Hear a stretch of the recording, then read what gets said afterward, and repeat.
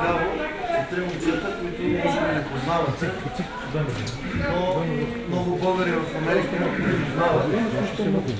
Това са представители на нашия фен клуб в Чикаго, които бяха така добри и, разбира се, джипаленици сакари са причастни към идеята на нашия клуб. Се отзоваха по тяхна инициатива така да допринесат с нещо и те, както децата от клубата, така и те с нещо да допринесат за нашия клуб. Така че благодаря ви, господин Мицов, представител и член на фен клуба в Чикаго. Ще кажа на думи, след което може да снимате да видите тук зад мене в дясно е дарението, което те правят. Благодаря, господин Живков, господин Железов. За нас е чест да подарим на 96 набор за клубата, която те спечелиха за нас. Надяваме се все така да продължават напред, не само 96 тисячи набори и да им пожелавам успех.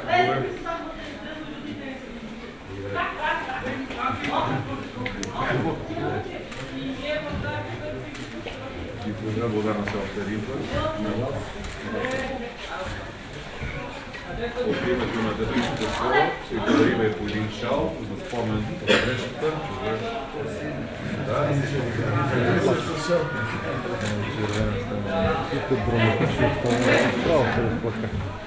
Петла. Да ви напомня за тази среща.